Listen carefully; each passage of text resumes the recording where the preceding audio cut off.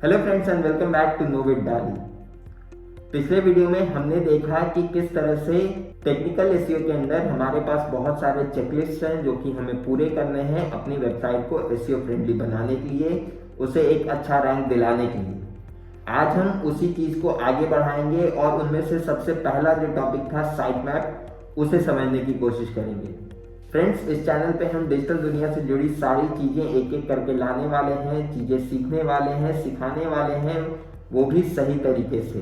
तो अगर आपको इन सब चीज़ों में इंटरेस्ट है, आप अपने वेबसाइट को बढ़ाना चाहते हैं, अपने बिजनेस को बढ़ाना चाहते हैं, अपनी विजिबिलिटी इंक्रीज करना चाहते हैं, तो मेक श्योर कीजिएगा कि आपने हमें सब्सक्राइब कर लिया है, क्योंकि इस चैनल पे हम सिर्फ एक ही मोटिव से आए हैं कि हम चीज़ें करें, सीखें, बट एक सही तरीके से।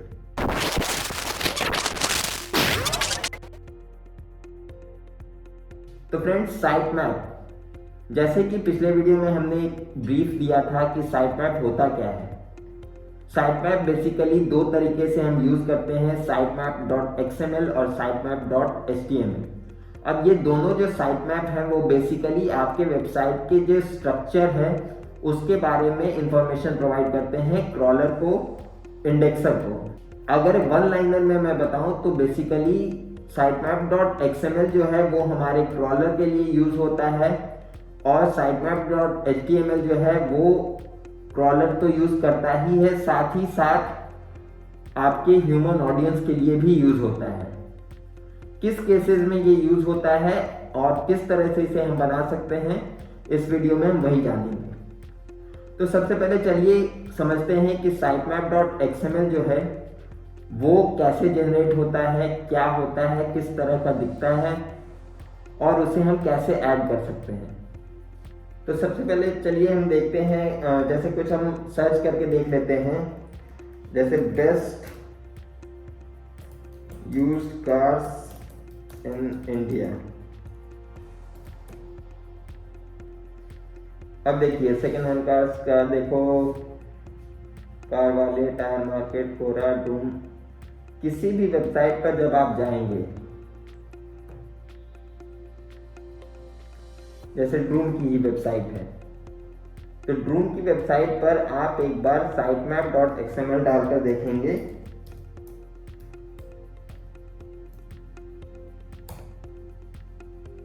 तो ये देखिए, ये इनका साइट मैप है। अब साइट मैप में हमने जैसे बताया था कि साइट मैप बेसिकली आपके वेबसाइट में कौन कौन सी चीज़ें अवेलेबल हैं, कौन कौन सी कंटेंट अवेलेबल है, इन सब की जानकारी जो है क्रॉलर को देता है। बट वेब पेजेस जब हमारे वेबसाइट में ऑलरेडी अवेलेबल हैं तो क्रॉलर ऐसे क्यों नहीं स्कैन कर सकता, या फिर उसे साइट मैप देने की ज़रूरत क्या है। तो इसे इस तरह से समझिए कि सपोज कीजिए कि कोई आप क्रॉलर ही अगर हम लेके एग्जांपल चलें, क्रॉलर जब क्रॉल करने गया तो वो पहले लैंडिंग पेज पे लैंड किया, वहाँ से क्रॉल करके वहाँ से सपोज कीजिए कि वहाँ से दो डायरेक्शंस हैं, वहाँ से आपकी पेज 1 भी लिंक्ड है, वहाँ से आपकी पेज 2 भी लिंक्ड है। तो क्रॉलर के पास दो ऑप्शंस हैं, वो या तो पेज 1 पे जाएगा या पेज 2 पे जाएगा। सपोज कीजिए वहाँ से उसने पेज 2 पे चला गया, पेज 2 पे जाने के बाद वहाँ से सपोज कीजिए 4 लिंक्स हैं, उनमें से किसी एक लिंक को उसने फॉलो किया और वहाँ तक की क्रॉलिंग की। इस तरह करते करते कई बार होगा क्या कि एक डेड एंड मिल जाता है। डेड एंड मिल जाने की वजह से जो क्रॉलर है वो वहाँ तक क्रॉल करता है और इस जो मेश क्रिएट हो रहा है, जो ब्रांचेज आपके क्रिएट हो रहे हैं, उनमें कुछ ना कुछ पेजेस ऐसे होंगे जो शायद क्रॉलर से छूट जाए।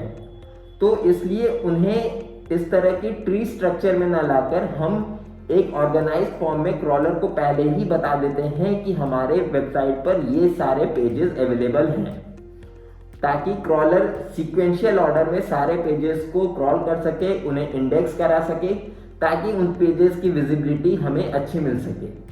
यूजुअली अगर आपकी भी वेबसाइट चल रही होगी या आपने भी वेबसाइट बहुत दिनों से एसईओ आप कर रहे होंगे और साइट मैप अगर आपने नहीं बना के रखा है, तो आप यूजुअली देखेंगे कि आपके कुछ पेजेस जो हैं, अगर आप सेम क्वालिटी की कंटेंट सब कुछ आपने बिल्कुल सिमिलर किया हुआ है, बट कुछ पेजेस जो हैं वो आपके रैंक कर रहे हैं, कुछ पेजेस आपके जो हैं वो रैंक नहीं कर रहे हैं।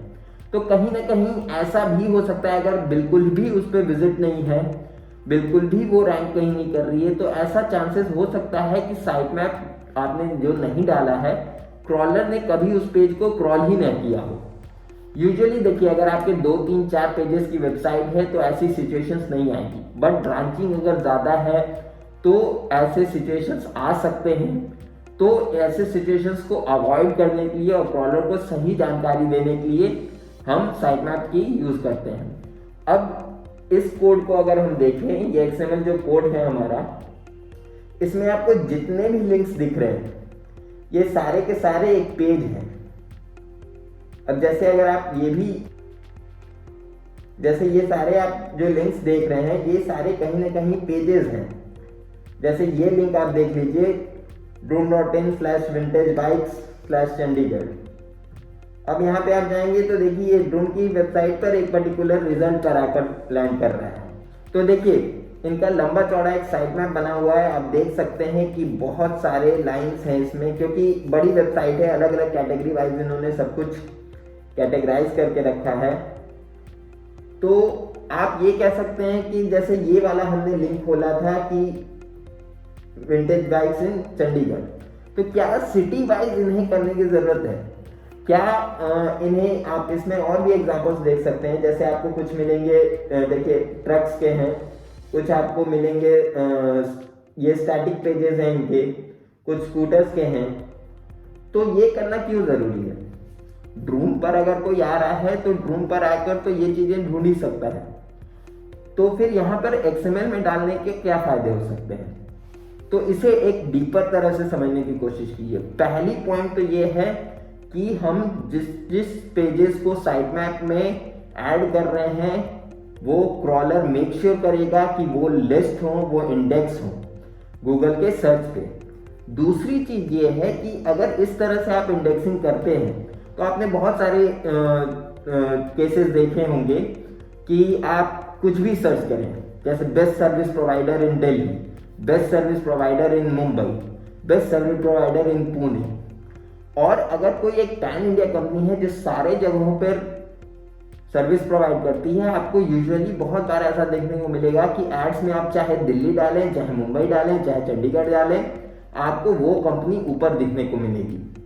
तो जब आप एड्स रन करेंगे अपने वेबसाइट पर तो इस तरह के साइट मैप्स अगर आपने क्रिएट करके रखे हैं तो आपको बहुत ही बेटर रिजल्ट्स देखने को मिलते हैं। इस वजह से इन्होंने ऐसा करके रखा है। अब ये पर्सनल टू पर्सनल डिपेंड करता है कि आपकी वेबसाइट पे कितने पेजेस हैं, आपको किस किस को क्रॉल कराना है, किस किस को नहीं क्रॉल कराना है। तो ये सारी चीज़ें हैं। दूसरी बात है sitemap.html। अब देखिए sitemap.html भी जो है वो भी क्रॉलर यूज़ करता है, बट अभी के टाइम पे मोस्टली वो यूज़ किए जाते हैं जो बहुत बड़ी वेबसाइट्स होती है, जैसे इनकी वेबसाइट है, या फिर इनसे भी बड़ी कोई वेबसाइट हम ले लेते हैं जहाँ पर बहुत सारे अनगिनत पेजेस हैं और यूज़र वहाँ पर कहीं खो ना जाए, कहीं उसे डेड एंड ना मिल जाए, या जो वो ढूंढना चाह रहा है उसे न मिल पाए।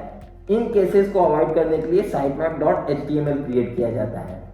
sitemap.html क्रॉलर से ज़्यादा आपके ह्यूमन ऑडियंस के काम में आता है। अब ये कैसा होता है इसे भी एक बार हम समझ लेते हैं। यहाँ पर इसके लिए हम एग्जांपल ले लेते हैं फ्लिपकार्ट का।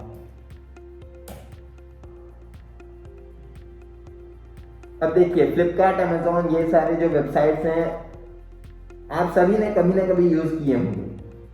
और यहाँ पर अगर मैं आपको कोई पर्टिकुलर एक चीज़ ढूंढने के लिए कह दूँ कि ठीक है आप फ्लिपकार्ट पे जाइए और पर्टिकुलर यही कैटेगरी की चीज़ मुझे खोज के दीजिए, तो यूजुअल स्टेप्स आपके क्या होंगे? आप सपोज कीजिए हमें चाहिए एक पर्टिकुलर टाइप ऑफ इलेक्ट्रॉनिक्स। आप इलेक्ट्रॉनिक्स सेक्शन में जाएंगे, फिर कैमराज में जाएंगे, फिर इधर जाएंगे, इस तरह करके। बट अब यहाँ पर आप खुद ही देख पा रहे हो कि हर एक सेक्शन में बहुत सारे सब सेक्शंस। तो अगर यूज़र को ढूंढने में बहुत बार ऐसा होगा कि जो चीज़ उसे जहाँ चाहिए वहाँ हो सकता है ना मिले। अब जैसे सपोज कीजिए वो, क्योंकि यूज़र इंटेंशन पे भी वो डिपेंड करता है। अब अगर मैं मान लो इलेक्ट्रॉनिक्स में जाता हूँ, गेमिंग में जाता हूँ, तो मुझे ये सारे ऑप्शन मिल रहे हैं। हो सकता है कोई एक प्रोडक्ट ऐसा हो जो इस कैटेगरी में ना किसी और कैटेगरी में रखा हुआ हो, मैं उस कैटेगरी को पूरी की पूरी तरह छान लूँ और मुझे वो प्रोडक्ट ही नहीं दिखे। तो जहाँ पर बहुत सारे सब मेन्यूज हैं, बहुत सारे वेबसाइट में सेक्शंस हैं, वहाँ पर हम यूज़ करते हैं sitemap.html का।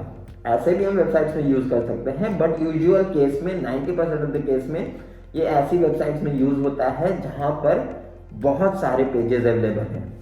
तो अब देखिए, जैसे फ्लिपकार्ट का हमने एग्जांपल लिया, एक बार हम फ्लिपकार्ट पे बॉटम पे आ जाते हैं। ये चीज़ आप भी ज़रूर करके देखिएगा, आपको भी बहुत ये इंटरेस्टिंग होगा और अगली बार आपको सर्च करते वक्त ये बहुत यूज़ देगा। यहाँ देखिए, आपको देखने को मिल रहा है साइट मैप। अब जैसे ही आप साइट मैप यहाँ पे खोलेंगे, ये आपका sitemap.html खुलेगा। अब यहाँ देखिए कितने आराम से आपको कैटेगरी वाइज सारे सब कैटेगरीज, अब यहाँ देखिए बुक्स के अंदर आपको यहाँ कितने सारे ऑप्शन मिल रहे हैं, religious, criticism, mind and body, good and evil, सारी चीजें आपको यही मिल रही हैं। वहीं अगर हम नॉर्मल वे से जाएं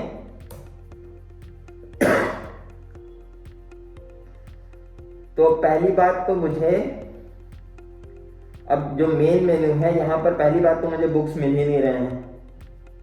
अब देखिए ग्रोसरी सेक्शन है, मोबाइल है, फैशन है, इलेक्ट्रॉनिक्स है, होम है, अप्लायंसेस है, top offers, beauties, toys and more.